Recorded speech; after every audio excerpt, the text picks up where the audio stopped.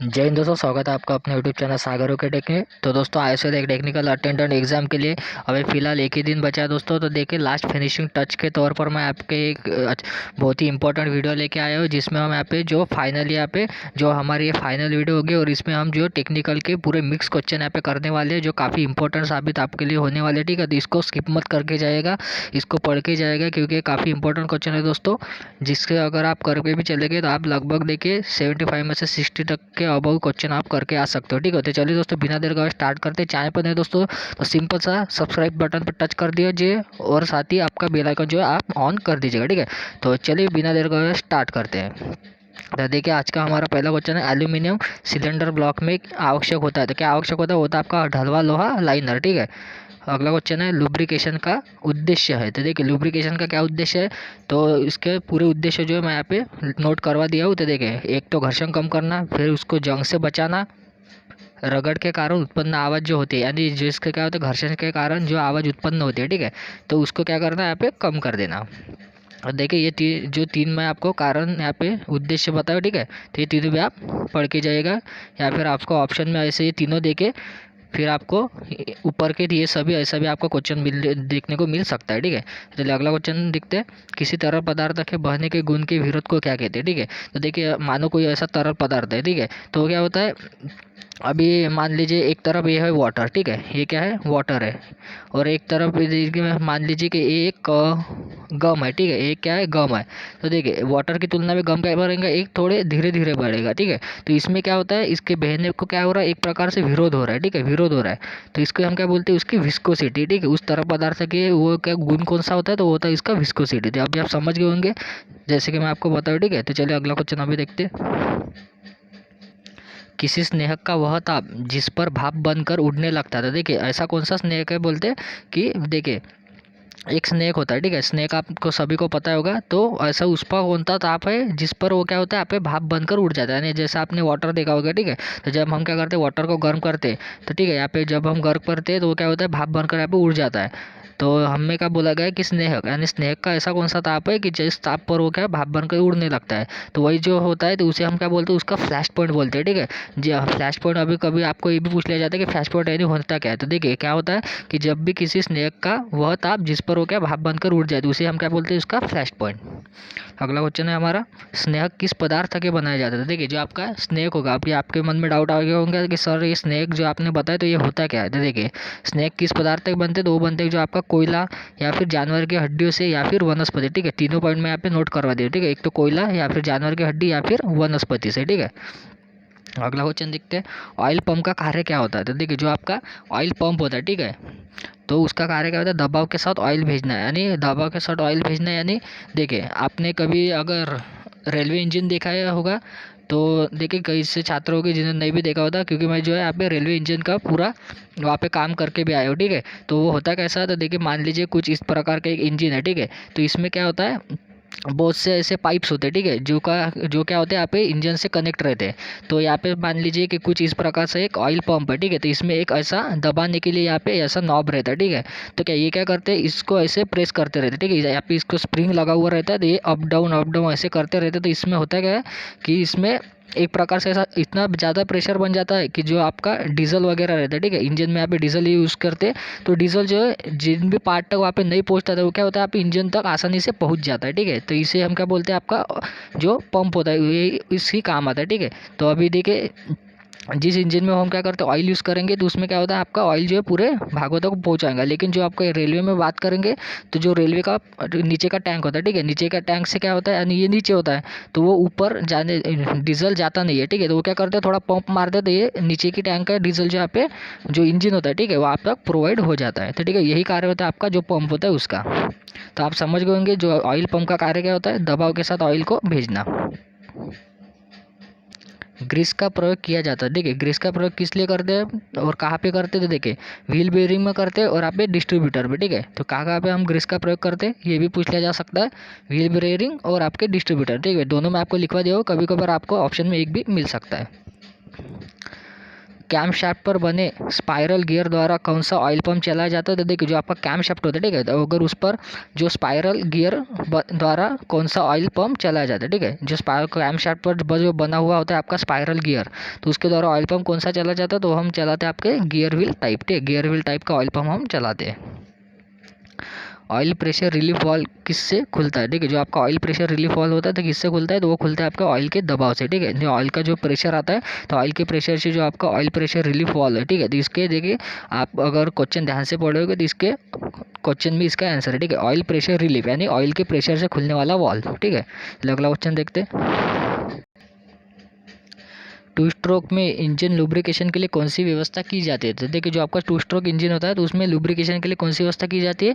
तो हम क्या करते हैं, पेट्रोल में मोबिल ऑयल मिलाकर क्या लुब्रिकेशन के लिए यूज़ करते हैं, ठीक है, जो आपका मोबिल ऑयल होता है वो मिला देते हैं पेट्रोल में। अब अगला क्वेश्चन देखिए, लुब्रिकेशन ऑयल को किसके ठंडा किया जाता है? देखिए जो लुब्रिकेशन ऑयल होता है तो वो किससे हम ठंडा करते हैं? तो उसे हम किससे ठंडा करते हैं? तो ऑयल कूलर, ठीक है, एक ऑयल कूलर होता है। अभी आपने अगर नहीं देखा है तो एक बार आप गूगल पे या किसी पे सर्च कर लीजिएगा, ठीक है, क्योंकि जो ऑयल कूलर होता है तो ऑयल कूलर आप थोड़ा देखिए उसमें क्या होता है, ऑयल जो है ठंडा किया जाता है, ठीक है। तो ये अगर आप किसी वर्कशॉप में जाएंगे, मानो जैसे रेलवे का कोई भी वर्कशॉप है, तो अगर वर्कशॉप में आप गए तो आपको दिख जाएगा ऑयल ये पंप है, ठीक है, ऑयल पंप से दूषित गैसों को बाहर निकालने के लिए कौन सी व्यवस्था की जाती है? देखिए जो ऑयल पंप होता है उससे क्या होता है, जो दूषित गैस होती है, ठीक है, दूषित गैस जो होती है उसको अगर बाहर निकाला हो तो कौन सी व्यवस्था की जाती है? तो जो आपका क्रैंक केस वेंटिलेशन उसमें लगा होता है, ठीक है, क्रैंक केस वेंटिलेशन उसमें लगा होता है, जिससे क्या होता है जो भी आपके दूषित गैस है तो वो क्या होते हैं वहाँ पे बाहर निकल जाते हैं। इंजन ऑयल की अधिक खपत का क्या कारण है? तो देखिए इंजन ऑयल आपने देखा होगा तो क्या करता है, कभी कभी बहुत ज़्यादा खपत कर लेता है, ठीक है, यानी आप मान लीजिए कि उसका जो एक प्रकार से हम बोल सकते हैं कि जो एवरेज है, ठीक है, एवरेज जो उसका वह क्या होता है आपके डिक्रीज़ हो जाते हैं, ठीक है, डिक्रीज़ हो जाता है। तो देखिए कभी कभार देखिए एक गाड़ी ली हमने, ठीक है, स्टार्टिंग में तो वो बस हम मान लीजिए कि 70 किलोमीटर देती है, ठीक है, एवरेज पहले। फिर क्या होता है कुछ सालों बाद या कुछ मान लीजिए महीनों बाद, ये 10 महीने हो गए या फिर 9 महीने, तो उसके बाद वो क्या करते हैं लगभग देखते हैं 60 या 50 के बीच में, कि वो क्या करती है यहाँ पे किलोमीटर का एवरेज देती है। तो ये किस वजह से होता है? तो ये होता है आपका, अभी हम उसको ही देखने वाले देखें, एक तो आपके इंजन बेयरिंगों का घिसना, या फिर ऑयल सिक का लीक होना, या फिर जो आपका वॉल्व गाइडों का घिसना, ठीक है, ये 3 कारण मैं आपको नोट करवा दूँ, इसमें से कोई भी एक या फिर तीनों आपको जो क्वेश्चन में पेपर में मिल सकते हैं, ठीक है। वॉल्व और रॉकर आर्म के बीच क्लियरेंस को के प्रयोग द्वारा मापा जाता है, ठीक है, जो आपका वॉल्व और रॉकर आर्म के बीच का जो क्लियरेंस होता है तो किसके प्रयोग से हम उसको मापते हैं? तो जो आपका फिलर गेज होता है, ठीक है, फिलर गेज आपने देखा होगा वो होता कैसा था, देखिए कुछ इस तरह से ऐसे पट्टियाँ होती है, ठीक है, एकदम पतली पतली, फिर उससे जाड़ी जाड़ी जाड़ी जाड़ी ऐसे करके जो है पट्टियों का एक सेट रहता है, ठीक है। तो ये क्या करते हैं, हम क्या करते हैं, 2 पार्ट के बीच की गैप कितनी है, ठीक है, अगर यहाँ पे हम वो फिलर गेज ऐसा डालें तो हमें पता चल जाता है कि वो गैप जो है कितने mm की है, ठीक है। तो इस तरह से वो फिलर गेज अलग अलग मोटाई की जो है ऐसी पट्टियाँ रहती है, ठीक है, तो उससे हम क्या कहते हैं आपके 2 पार्ट के बीच का यहाँ पे डिफरेंस जान सकते हैं, ठीक है, और साथ ही इस क्वेश्चन का आंसर हमारा फिलर गेज हो जाएगा, ठीक है। अगला क्वेश्चन हमारा, ट्राई स्क्वायर ब्लेड को तल की क्या चीज़ जांचने के लिए यहाँ पे प्रयोग किया जाता है, ठीक है, तो क्या चीज़ जांचने के लिए प्रयोग किया जाता है? जो आपका ट्राई स्क्वायर ब्लेड होता है तो समतल जांचने के लिए, ठीक है, समतल जांचने के लिए। फास्ट ब्रीडर रिएक्टर में प्रयुक्त मॉडरेटर होता है। तो देखिए जो मॉडरेटर क्या होता है, जो आपकी न्यूट्रॉन की गति होती है, ठीक है, ये मॉडरेटर करता क्या है, जो आपकी न्यूट्रॉन्स की गति होती है, यानी जो फास्ट ब्रीडर रिएक्टर होता है तो आपको पता होगा न्यूट्रॉन क्या होता है उसमें प्रयुक्त होता है। तो न्यूट्रॉन क्या करता है यहाँ पे उसको ज़्यादा हीट प्रोड्यूस करता है, ठीक है, तो ये क्या करता है जो न्यूट्रॉन की गति होती है, ठीक है, न्यूट्रॉन की गति को क्या कर देते हैं यहाँ पे स्लो कर देता है, ठीक है, जो आपका मॉडरेटर होता है। तो अभी मॉडरेटर में यूज़ क्या करते हैं, तो देखिए हम तो एक तो भारी जल यूज़ करते हैं, भारी जल यानी होता क्या है, तो उसका जो रासायनिक सूत्र तो होता है आपका D2O, ठीक है, D2O उसका सूत्र होता है, और साथ ही ये ग्रेफाइट या फिर सामान्य जल, ठीक है, ये तीनों चीज़ें मैं आपको नोट करवा दी, तो ये तीनों भी काफ़ी इंपॉर्टेंट है। ज्वार तरंग यानी जो टिडल वेव्स होते हैं पर आधारित भारत का प्रथम प्लांट किस स्थान पर स्थापित होना संभावित है? तो वो है आपकी कच्चे की खाड़ी। एक अर्धचालक तत्व अपने शुद्ध रूप से एक अर्धचालक कहलाता है और अपने डोप स्वरूप से इसे एक कहा जाता था, क्या कहा जाता है? देखिए जो एक अर्धचालक होता है अर्धचालक तत्व जो होता है, ठीक है, वो क्या अपने शुद्ध रूप में एक क्या होता है आपका आंतरिक अर्धचालक कह रहा था, जो उसका शुद्ध रूप होता है। और साथ ही जब अपने डोप्ड स्वरूप में इसे हम क्या कहते हैं, तो हम बाह्य कहा जाता है, ठीक है। अगर किसी ट्रांसफार्मर के द्वितीयक वोल्टेज को AC RO में डाला जाए, ठीक है, RO में डाला जाता है, तो निम्नलिखित में से कौन सा मान स्क्रीन पर दिखाई देगा, ठीक है, जो आपका CRO बोला गया है, ठीक है। अगर किसी ट्रांसफार्मर का जो आपका सेकेंडरी वोल्टेज है उसको अगर देखिए CRO में डाला जाए तो निम्न में से कौन सा मान हमें स्क्रीन पर दिखाई देगा, तो देखिए स्क्रीन पर दिखाने वाला जो मान होता है वो होता है आपका पीक टू पीक, ठीक है, पीक टू पीक, ये आप याद रखना, ठीक है, पीक टू पीक वैल्यू ये क्या करते हैं, CRO यहाँ पे इंडिकेट करता है। एक जीनर डायोड का पावर डिसिपेशन तो कितना होता है, अधिकतम होता है जब लोड करंट यहाँ पे 0 हो जाए, ठीक है। तो पावर डिसिपेशन क्या होता है, इसका अधिकतम होता है, ठीक है, जब भी क्या आपका जो लोड करंट है यहाँ पे 0 हो जाए। और साथ ही आप ये भी याद रखना, जो आपका जीनर डायोड है, ठीक है, जो आपका जीनर डायोड है ये हमेशा कनेक्टेड इन रिवर्स बायस, ठीक है, ये हमेशा क्या होता है आपका रिवर्स बायस में कनेक्ट होता है, ये आप याद रखना। चलिए अगला क्वेश्चन देखते हैं। जब अलग अलग क्षमताओं वाले दो संधारित्र यानी कैपेसिटर को किसी श्रृंखला में जोड़ा जाता है, यानी उसे सीरीज में जोड़ा जाता है, तो छोटे संधारित्र में एकत्रित चार्ज होगा। तो देखिए अगर जब हम इसको क्या श्रृंखला में जोड़ते हैं, देखिए उसका जो चार्ज होगा दोनों में यहाँ पे समान होना है, यानी बड़े संधारित्र के चार्ज के समान ही क्या होगा, छोटे का चार्ज होगा। चलिए अगला क्वेश्चन देखते हैं। किस प्लांट में 100 मेगावाट क्षमता की एक सिंगल यूनिट नहीं होती, तो वो था आपका डीजल पावर प्लांट। बाकी जो आपका जो थर्मल हो गया या फिर न्यूक्लियर हो गया या फिर हाइड्रो पावर प्लांट हो गया, तो उसमें क्या होती है 100 मेगावाट की क्षमता होती है, ठीक है। अगला क्वेश्चन देखते हैं। जब लोहे के पाइप को दीवार के बाहर लकड़ी की गट्टी और सैडल द्वारा फिक्स किया जाता है, तो वो क्या कहलाती है, वो कहलाती है आपकी कंसील्ड वायरिंग, ठीक है। देखिए वो एक सैडल द्वारा हम क्या करते हैं, जो आपकी लकड़ी की गट्टी और सैडल द्वारा हम क्या करते हैं, जो आपका पाइप होता है, ठीक है, उसको क्या करते हैं दीवार पर ऐसे ठोक के उसको चिपका देते हैं, ठीक है, तो उसे हम क्या बोलते हैं, आपकी जो कंसील्ड वायरिंग है वो बोलते हैं। विद्युत धारा का प्रमुख प्रभाव, तो देखिए अभी आपको मैं पूरा समझा देता हूँ। ये देखिए ऊष्मीय प्रभाव, जो विद्युत धारा का ऊष्मीय प्रभाव वो कहाँ पे देखने को मिलता है, वो देखने को मिलता है आपका जो बल्ब होता है, ठीक है, बल्ब में यहाँ पे देखने को मिलता है। अगर बात करें विद्युत धारा का चुंबकीय प्रभाव, तो विद्युत धारा का चुंबकीय प्रभाव किस में देखने को मिलता है, तो देखिए जो आपकी ये आपने देखी होगी जो डोर बेल होती है, ठीक है, जो डोर बेल होती है, तो उसमें क्या होता है विद्युत धारा का चुंबकीय प्रभाव आपको देखने को मिल जाएगा। क्यों देखने को, तो देखिए क्या होता है जब भी आप डोर बेल बजाते हैं तो जो कॉइल होती है मैग्नेटाइज हो जाती है, और जो कुछ इस तरह से जो ये होता है वो क्या करता है मेटल पर यहाँ पे हैमर करने लगता है। और साथ ही जो इसका रासायनिक प्रभाव है, तो ये तो आप पता ही होगा आपको, जो बैटरी का प्रतिरोध की इकाई क्या होती है, तो वो होती है आपकी ओम। कभी अगर पूछ लिया जाए कि आपको कंडक्टेंस की इकाई क्या होती है, ठीक है, कंडक्टेंस, तो कंडक्टेंस की इकाई क्या होती है, वो होती है आपकी मोह, ठीक है, मोह होती है। और उसको लिखते कैसे, पहले तो बस देख लीजिए ओम को लिखते कैसे, तो ओम का साइन होता है ऐसा और मोह का साइन होता है इसका उल्टा, ठीक है, तो ये आप याद रखना। बॉयलर में जल किस दाब पर सप्लाई किया जाता है, ठीक है, तो देखिए बॉयलर में भाप के दाब से अधिक पर, ठीक है, यानी हमें पूछा गया है कि जो बॉयलर में जल होता है वो किस दाब पर सप्लाई किया जाता है, तो जो आपका बॉयलर में क्या होता है भाप के दाब से अधिक पर वो क्या जाता है सप्लाई किया जाता है। Low head and high head discharge के लिए प्रयुक्त जल टर्बाइन कौन सा है, तो वो होता है आपका कैप्लन टर्बाइन, ठीक है, कैप्लन टर्बाइन जिसे हम बोलते हैं, ठीक है, कैप्लन टर्बाइन। पावर प्लांट में सामान्यतः किस प्रकार का जो है यहाँ पे कंडेंसर प्रयुक्त किया जाता है, तो देखिए कौन सा कंडेंसर हम प्रयुक्त करते हैं, तो वो करते हैं आपका जो सरफेस कंडेंसर होता है, ठीक है, सरफेस कंडेंसर का हम क्या करते हैं यहाँ पे इस्तेमाल करते हैं, जो आपका पावर प्लांट्स होता है उसमें। विद्युत वाहक बल की इकाई क्या होती है, देखिए जो विद्युत वाहक बल है इसमें इसे हम क्या बोलते हैं आपके EMF, ठीक है, विद्युत वाहक बल जो होता है उसे हम बोलते हैं EMF यानी इलेक्ट्रोमोटिव फोर्स। तो उसके इकाई क्या होती है, उसकी इकाई होती है वोल्ट, यानी वोल्ट से हम उसको दर्शाते हैं।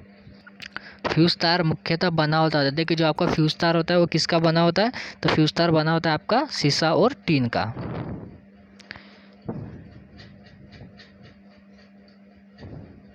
इकोनोमाइजर का उपयोग को गर्म करने के लिए किया जाता है, देखिए जो आपका इकोनोमाइजर होता है तो ये क्या होता है, इसका एक ही कार्य होता है, आपका जो फीड वाटर होता है उसको क्या करना है यहाँ पे हीट कर देना, ठीक है, और साथ ही हीट होने के बाद ये क्या जाता है आपका बॉयलर में, तो बॉयलर में क्या फिर आसानी हो जाती है इसको और हीट करने में। विश्व का प्रथम नाभिकीय प्लांट में कमीशन किया गया है। तो देखिए किसके द्वारा, तो वो जो आपका सोवियत संघ था, ठीक है, सोवियत संघ के द्वारा। एक थर्मल प्लांट की संपूर्ण थर्मल दक्षता लगभग कितनी होती है, तो वो होती है आपके देखिए 25 से लेकर 30 के बीच में। यदि वोल्ट मीटर को रीडिंग नहीं देता है, मान लीजिए यदि वोल्ट मीटर है वो रीडिंग नहीं दे रहा है, तो उसका क्या है, उस अप्लायंस में, तो उसका अर्थ ये हमें बताना है कि क्या कोई दोष नहीं होगा, ठीक है। तो दोस्तों ये जो क्वेश्चन है, क्वेश्चन थोड़ा मुझे प्रिंटिंग मिस्टेक का लग रहा है, ठीक है, तो इसको आप छोड़ दीजिए, ठीक है, इसको आप कैंसिल कर दीजिए, क्योंकि थोड़ा क्वेश्चन लिखने में थोड़ा गलत आ गया, ठीक है। तो चलिए अगला क्वेश्चन देखते हैं। अर्थिंग करना कहाँ पर आवश्यक होता है, तो देखिए जो आपका इलेक्ट्रिक उपकरणों के सभी मेटली भागों को अर्थिंग करना चाहिए, ठीक है। इलेक्ट्रिक जो उपकरण होते हैं उसके सभी भागों को। अर्थिंग के दोष की जांच के लिए कौन सी युक्तियाँ है, तो देखिए कौन कौन सी युक्ति है जिससे हम क्या करते हैं, जो आपका अर्थ फॉल्ट है या नहीं जांच सकते हैं। तो देखिए पहली तो होती है आपके टेस्ट लैम्प द्वारा, या फिर वोल्ट मीटर द्वारा, या फिर मेगर द्वारा। मेगर द्वारा कैसे करते हैं, तो हम करते हैं उसकी इंसुलेशन रेजिस्टेंस की टेस्ट लेकर, ठीक है, और साथ ही वोल्ट मीटर द्वारा। किसी प्लांट में प्रति मेगावाट स्थिर लागत अधिकतम है, तो वो क्या होता है, न्यूक्लियर पावर प्लांट है। जो इसकी कैपिटल कॉस्ट है न्यूक्लियर पावर प्लांट की काफ़ी हाई रहती है, क्यों रहती है, तो देखिए उसमें हम क्या करते हैं, आपका जो यूरेनियम, जो आपका फिर थोरेनियम और जो आपका प्लेटोनियम, ठीक है, ये क्या करते हैं हम तीनों यूज़ करते हैं। तो ये जो है यूरेनियम, तो मान लीजिए कि ये आपको बहुत महंगा पड़ता है, ठीक है, बहुत महंगा पड़ता है, यानी मान लीजिए कि ये गोल्ड के भाव में आते हैं, ठीक है।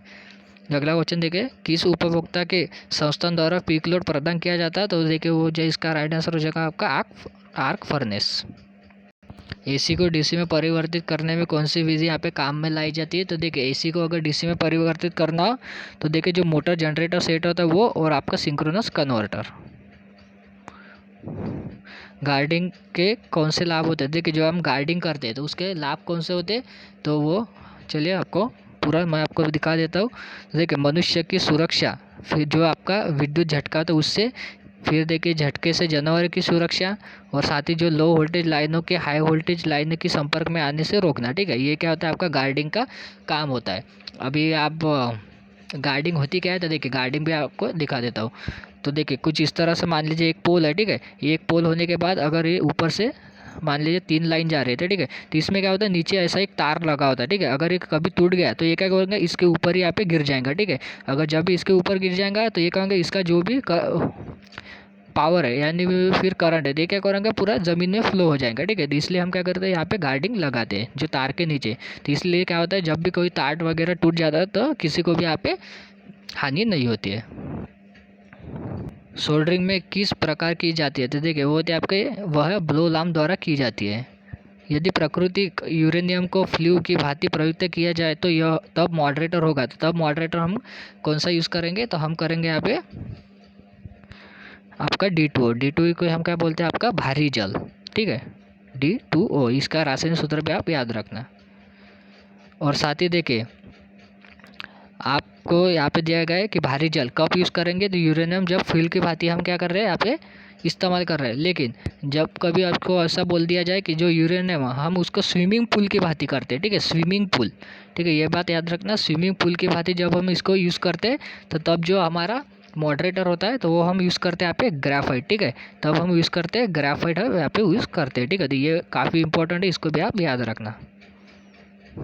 अभी आप बोल रहे होंगे कि सर आपने देखे रिएक्टर या फिर जो आपका पावर प्लांट है उससे ज़्यादा क्वेश्चन क्यों डाले, तो देखिए दोस्तों क्योंकि ये जो क्वेश्चन है मैं आपको नहीं कराया था पिछले वीडियो में, क्योंकि देखिए ये क्वेश्चन से आपके लगभग 2 से 3 क्वेश्चन ये इससे बन सकते हैं, ठीक है, जो मैं आपको पावर प्लांट के बारे में बता रहा हूँ। क्योंकि पिछले जो पेपर था, ठीक है, यानी पिछला नहीं बल्कि उससे भी पिछले जो पेपर हुए थे तो सबको मैंने यहाँ पे एनालिसिस करके आपके लिए ये लास्ट वाला पार्ट यहाँ पे लेके आया हूँ, ठीक है।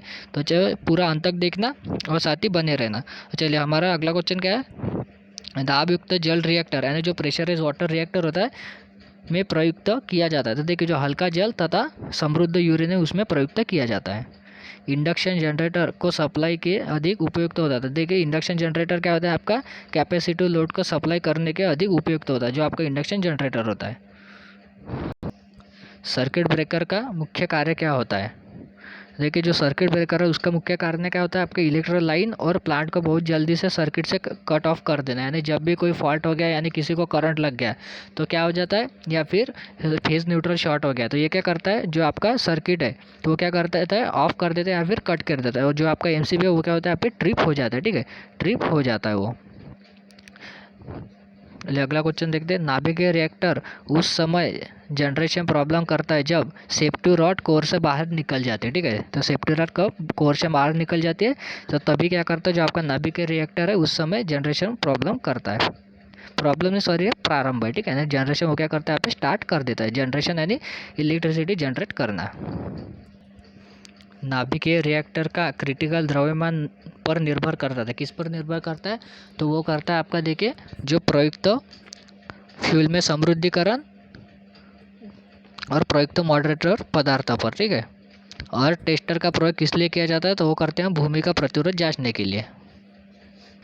कैप्लन टरबाइन है, तो देखिए जो आपका कैप्लन टरबाइन है वो क्या है, अंदर की ओर प्रवाह और इम्पल्स टरबाइन। ठीक है, कैप्लन टरबाइन को हम क्या बोलते हैं, आपको इम्पल्स टरबाइन। जब बड़े बड़े अल्टरनेटर की कूलिंग के लिए हाइड्रोजन प्रयुक्त किए जाते हैं तब तो देखिए जो आपका इंसुलेशन का जीवन यहाँ पे बढ़ जाता है। ठीक है, जब भी हम हाइड्रोजन कूलिंग का इस्तेमाल करते हैं, जो भी बड़े बड़े अल्टरनेटर होते हैं, तो तब क्या होता है, जो आपको अल्टरनेटर का इंसुलेशन होता है तो उसका क्या होता है, लाइफ टाइम बढ़ जाता है। हाइड्रोजन कूलिंग का उपयोग तो देखिए केवल बड़े अल्टरनेटर्स के लिए यहाँ पे इस्तेमाल किया जाता है। जैसे हमने ऊपर देखा, जो बड़े वाले अल्टरनेटर उसके लिए यहाँ पे हाइड्रोजन कूलिंग का इस्तेमाल हम करते हैं। फ्लश स्विच को कहाँ लगाया जाता है, देखिए जो फ्लश स्विच होता है तो उसको लगाते हैं हम आपके दीवार के अंदर। ठीक है, फ्लश स्विच। सीरीज मोटर का प्रयोग ऐसे स्थान पर किया जाता है जहाँ हर समय क्या रहता है, तो लोड रहता है। यानी देखिए सीरीज मोटर क्या रहते हैं, अगर नो लोड हो जाए तो वो इतनी तेज़ी से घूमेंगे कि उसको वो देखिए बर्न भी हो सकती है, बर्न यानी जल भी सकती है। ठीक है, तो इसलिए जो सीरीज मोटर होती है उसको हमेशा लोड पर ही आप इस्तेमाल करते हैं। स्टीम पावर प्लांट में जल का उपयोग में शीतलन के लिए यानी कूलिंग के लिए किया जाता है। देखिए जो स्टीम पावर प्लांट में आपका जल का उपयोग आपके कंडेंसर में कूलिंग के लिए किया जाता है। हाइड्रो पावर स्टेशन में थर्मल पावर स्टेशन की तुलना में लाभ है, तो देखिए उनकी जो आपकी प्रचालन लागत क्या होती है, कम होती है ना, उसकी जो ऑपरेटिंग कॉस्ट होती है कम होती है आपके हाइड्रो पावर प्लांट की। अगर बात करें हम न्यूक्लियर की, तो न्यूक्लियर जो पावर प्लांट होता है आपका, ठीक है, तो उसकी जो कैपिटल कॉस्ट होती है वो क्या होती है, आपकी हाई होती है। ठीक है, ये बात आप याद रखना। एमएचडी प्रणाली जनरेट करती है, तो देखिए एमएचडी प्रणाली क्या जनरेट करती है, एसी और डीसी दोनों। ठीक है, एसी और डीसी दोनों जनरेट करती है। ट्रांसमिशन लाइन में यदि रिसीविंग सिरे पर लोड अचानक स्विच ऑफ कर दिया जाए तब फेज शिफ्ट, तो फेज शिफ्ट क्या हो जाएगा, उस समय यहाँ पे इंक्रीज हो जाएगा यानी बढ़ जाएगा। एक गैंग संधारित्र का इंसुलेशन प्रतिरोध कितना होता है, तो वो होता है आपका 100 ओहम। ठीक है, गैंग संधारित्र यानी गैंग कैपेसिटर जिसको हम बोलते हैं।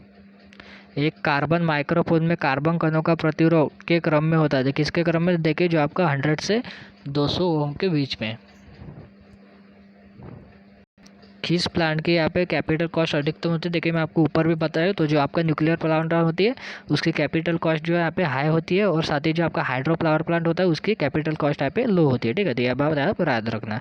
किसी प्लांट का प्रचालन मूल्य न्यूनतम होता है, प्रचालन मूल्य यानी क्या होता है, उसका जो रनिंग कॉस्ट है। ठीक है, रनिंग कॉस्ट एक बार वो चालू हो गया तो वो होता है आपका हाइड्रो पावर प्लांट। ठीक है, हाइड्रो पावर प्लांट की कैपिटल कॉस्ट और रनिंग कॉस्ट दोनों यहाँ पे क्या होती है, कम होती है।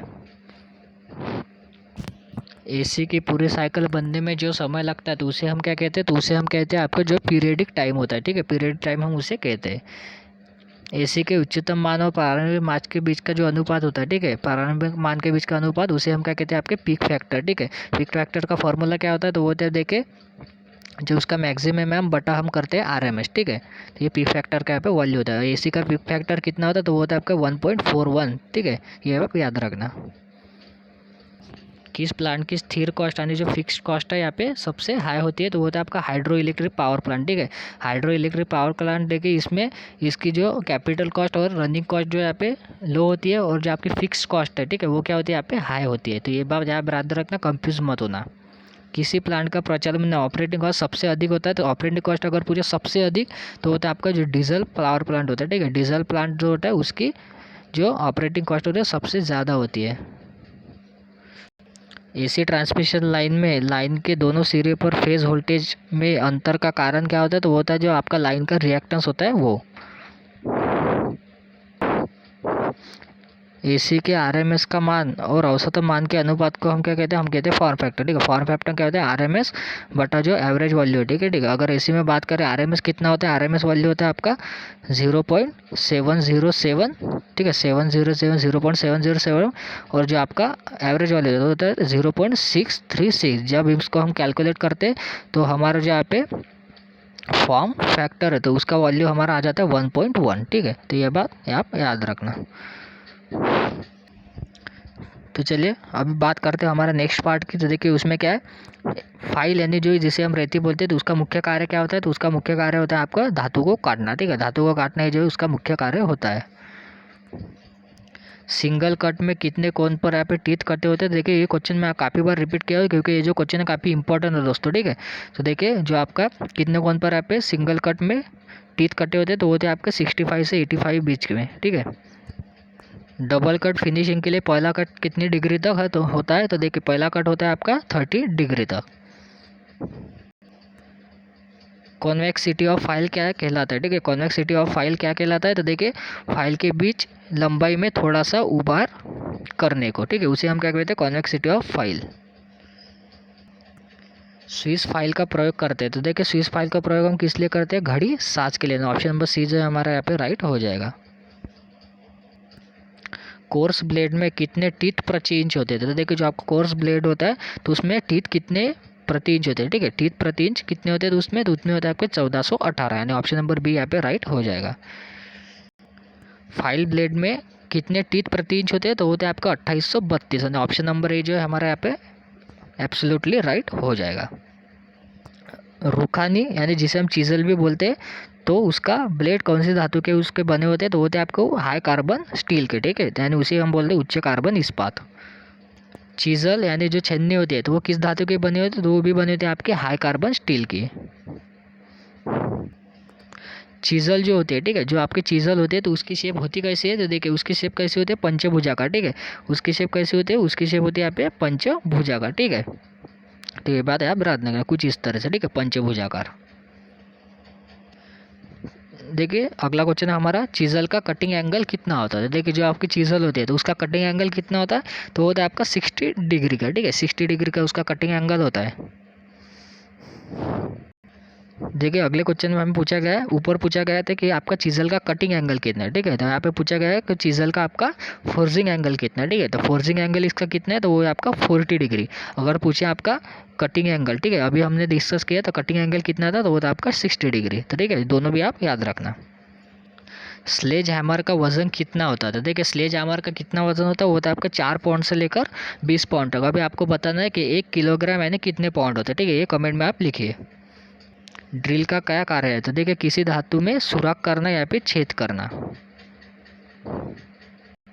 निम्नलिखित में कास्ट आयरन की 3 मात्रा कौन कौन से है, तो देखिए कास्ट आयरन जो होता है उसकी 3 हमें मात्रा बताने कौन कौन से, तो देखिए वो होता है आपका वाइट कास्ट आयरन, फिर ग्रे कास्ट आयरन, फिर होता है मोटल कास्ट आयरन। ठीक है, ये तीनों भी क्या है, कास्ट आयरन की यहाँ पे मात्रा है। तो हमारा आंसर हो जाएगा आपका उपरयुक्त सभी। ये तीनों भी जो मैं आपको नोट करवाई तो ये पढ़ के जाएगा। लेटर ड्रिल कितने होते हैं, देखिए जो लेटर ड्रिल होते हैं तो वो होते हैं आपके कुल मिला के 26। ठीक है, 26 जो है यहाँ पे लेटर ड्रिल होते हैं। ड्रिल चक में कितने सुराख होते हैं, देखिए जो आपका ड्रिल चक होता है, ठीक है, ड्रिल चक तो उसमें सुराख होते हैं कुल मिला के यहाँ पे 3 होते हैं। ठीक है, 3 ही यहाँ पे उसमें सुराख होते हैं। टेपर टैप की कितनी चूड़ियाँ ग्राइंड होती है, देखिए जो आपका टेपर टाइप होता है तो उसकी चूड़ियाँ हम ग्राइंड करते हैं। ठीक है, तो वो कितनी चूड़ियाँ यहाँ पे ग्राइंड होती है, तो वो होती है आपके 5 या फिर 6 जो चूड़ियाँ होती है ग्राइंड की हुई होती है। अभी पूछा गया है कि जो अगले क्वेश्चन में देखिए मीडियम टेप की कितनी चूड़ियाँ ग्राइंड होती है। ठीक है, तो मीडियम टेप की अगर पूछे तो वो होती है आपकी 4 या 5। देखिए अगले क्वेश्चन में मैं भी ये भी ऐड कर दिया हूँ कि प्लग टैप में कितनी चूड़ियाँ ग्राइंड होती है। ठीक है, अभी देखिए ग्राइंड के कुल मिला के यहाँ पे 3 क्वेश्चन में लगातार कंटिन्यू आपको बताए, तो देखिए मीडियम में कितनी थी 4 या 5। अभी इसमें पूछा गया है कि प्लग टैप में कितनी चूड़ियाँ ग्राइंड होती है। ठीक है, जो आपका प्लग टैप होता है उसमें कोई भी चूड़ी यहाँ पे ग्राइंड की हुई नहीं होती है। ठीक है, तो आप कंफ्यूज मत होइएगा, तीनों क्वेश्चन जो यहाँ पे पढ़ के जाइएगा। ठीक है, सीरीज वाइज। डाई का क्या कार्य है, तो देखिए जो डाई होता है उसका कार्य होता है आपका चूड़ी काटने का, ये एक यंत्र है। देखिए अगला क्वेश्चन है हमारा, तो जो डाई होते हैं, ठीक है, जो चूड़ी काटने का एक यंत्र है तो वो किस धातु की बनी होती है, तो वो बनी होती है आपकी कास्ट स्टील की। ठीक है, और साथ ही डाई से हमारा अगला क्वेश्चन है, तो देखिए जो आपका फिक्स डाई होता है तो उसके अंदर कितने होल होते हैं। फिक्स डाई के अंदर होल होते हैं यहाँ पे कुल मिलाकर 4 उसमें होल होते हैं। तो ऑप्शन नंबर सी हमारा यहाँ पे राइट हो जाएगा। जो आपका स्प्लिट डाई होता है, ठीक है, स्प्लिट डाई का आकार किस अक्षर के जैसा होता है ये पूछा गया है। जो आपका स्प्लिट डाई होता है वो होता है कुछ इस तरह के शेप में, ठीक है, उस तरह के यहाँ पे वो शेप में होता है। तो ऑप्शन नंबर सी यानी सी शेप का ही हुआ क्या होता है, डाई, स्प्लिट डाई जो होता है उसका आकार होता है। देखिए पूछा गया है कि स्प्लिट डाई जो होते हैं उसके अंदर कितने स्क्रू लगे होते हैं। तो उसके अंदर लगे होते हैं यहाँ पे कुल मिलाकर 3 स्क्रू। वॉइस का प्रयोग किस लिए होता है, तो वो होता है आपका वॉइस जो आपको पकड़ने का एक यंत्र है। ट्राई स्क्वायर का क्या कार्य है, तो देखिए जॉब के सरफेस को लेवल करने का है, और दूसरा है आपको जॉब के साइड को, और साथ ही जो आपका जॉब को 90 डिग्री में चेक करना। तीनों कार्य क्या है यहाँ पे जो आपका ट्राई स्क्वायर होता है उसके है। रैचर प्रेस है, तो हमें बताना है कि रैचर प्रेस क्या है। तो देखिए हाथ वाली ड्रिलिंग मशीन, ठीक है, जो हाथ से हम क्या करते हैं उसको ड्रिलिंग करते हैं, उसको एक हाथ से घुमाना पड़ता है, तो वो क्या होते हैं उसे हम बोलते हैं रैचर प्रेस, ठीक है, वो क्या होती है आपकी हाथ वाली ड्रिलिंग मशीन। कैलिपर्स किस धातु के बने होते हैं, तो देखिए जो आपके कैलिपर्स होते हैं, ठीक है, तो वो कैलिपर्स बने होते हैं आपके स्टील्स के, ठीक है। सरफेस प्लेट का आकार निम्नलिखित में से कैसा होता था, कैसा होता है देखिए, एक तो वर्गाकार भी होता है और आयताकार भी, ठीक है, सर्कल के स्वरूप भी होता है और आपके आयताकार, सर्कल नहीं सॉरी, जो आपका स्क्वायर और आयताकार, ठीक है, दोनों स्वरूप इसका आकार होता है। ऑर्डिनरी मार्किंग ब्लॉक का बेस किसका बना होता है, देखिए जो आपका ऑर्डिनरी मार्किंग का जो ब्लॉक का बेस होता है, ठीक है, ऑर्डिनरी मार्किंग ब्लॉक का बेस तो किसका बना होता है, तो वो बना होता है आपका कास्ट आयरन का, ठीक है, कास्ट आयरन का वो बना होता है। यूनिवर्सल मार्किंग ब्लॉक के नीचे सरफेस पर किस आकार की शेप कटी होती है, देखिए जो आपका यूनिवर्सल मार्किंग ब्लॉक होता है तो उसके नीचे की जो सरफेस होती है तो उसमें किस शेप में कटी हुई होती है, तो वो कटी होती है आपकी वी शेप में कटी होती है, ठीक है, वी शेप आप याद रखना। ये क्वेश्चन मैं आपको कल भी करवाया था। ये क्वेश्चन देखिए जो को दो प्रिक पंच का काफ़ी इंपॉर्टेंट है। प्रिक पंच का कोण कितना होता है, तो वो तो आपका 30 डिग्री का कोण होता है जो आपका प्रिक पंच होता है, ठीक है, तो ये आप याद रखना। ऑप्शन नंबर भी हमारा यहाँ पे राइट हो जाएगा। सेंटर पंच के नीचे के पॉइंट का कोण कितने डिग्री का होता है, तो वो होता है आपका 90 डिग्री का। जब किसी जॉब पर नंबर डालना हो तो किस पंच का हम इस्तेमाल करते हैं, तो हम करते हैं यहाँ पे जो नंबर पंच होता है उसका। देखिए अगला क्वेश्चन है हमारा, स्क्रू ड्राइवर किस धातु के बनाए जाते हैं, तो देखिए जो स्क्रू ड्राइवर होता है आपका तो वो बनाए जाते हैं कार्बन स्टील के, ठीक है, कार्बन स्टील का वो बनाए जाते हैं। प्लायर का क्या कार्य है, तो देखिए प्लायर का कार्य यह किसी चीज़ को पकड़ने के काम आता है, ठीक है। तो आप बोलेंगे सर आप कुछ कुछ क्वेश्चन जो काफ़ी ऐसे बता रहे हैं कि जैसे काफ़ी बच्चा क्वेश्चन है, देखिए ऐसी बात नहीं है, ताकि जो आप अभी एग्ज़ाम देने जाएंगे तो आपको भी पता चलेगा कुछ ऐसे क्वेश्चन होते हैं जो काफ़ी ईजी होते हैं, लेकिन कुछ ऐसे भी क्वेश्चन होते हैं जो इसमें काफ़ी आपको दिमाग भी लगाना पड़ेगा। तो ऐसे भी क्वेश्चन है इस वीडियो में मैंने यहाँ पे पूरा ऐड किया हूँ, तो वीडियो दोस्तों पूरा अंत तक देखना और एक भी क्वेश्चन आप स्किप करके मत चलिएगा, ठीक है। जहाँ बड़े बड़े पाइप पकड़ने हो वहाँ किस रेंच यानी रिज का प्रयोग करते तो वो आपका चैन रेंच का, ठीक है। तो दोस्तों देखिए यहाँ पे कुल मिला के हमने पूरे क्वेश्चन यहाँ पे कंप्लीट कर लिए है, ठीक है। और ये 2 क्वेश्चन काफ़ी इंपॉर्टेंट आपके लिए साबित होने वाले हैं। तो ये हमारा ISCL टेक्निकल अटेंडेंट पर दोस्तों हमारा लास्ट वीडियो था। तो दोस्तों आपको अगर पूरे क्लासेस अच्छे लगे तो उसका रिव्यू भी साथ ही कमेंट में देते चलिए। अभी आप पेपर के लिए जाएंगे तो उसका पेपर होने के बाद भी आप चैनल पर रिव्यू देते चलिए कि पेपर कैसा आया, ठीक है। और ये वीडियो दोस्तों आपको अच्छा लगा हो या फिर हेल्पफुल साबित हुआ हो तो लाइक करना दोस्तों, शेयर करना, और साथ ही चैनल पर नहीं तो उस चैनल को सब्सक्राइब कर देना और बेल आइकन को भी प्रेस कर देना, ठीक है। तो अगर कोई भी आपको डाउट रहता है दोस्तों तो कमेंट में लिख चलिए, ठीक है, आपका डाउट हम जल्द से जल्द सॉल्व कर देंगे, ठीक है। तो मिलते हैं दोस्तों इसी तरह के लेटेस्ट और अपडेटेड अगले वीडियो के साथ। जय हिंद।